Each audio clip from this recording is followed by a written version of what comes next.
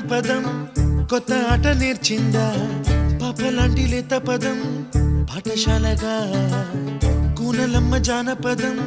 పల్లె దాటి వచ్చిందా చవళిల జానతనం పాట చూపగా కుంచెలో తాగే చిత్రాలు ఎదురొచ్చేలా అంతటా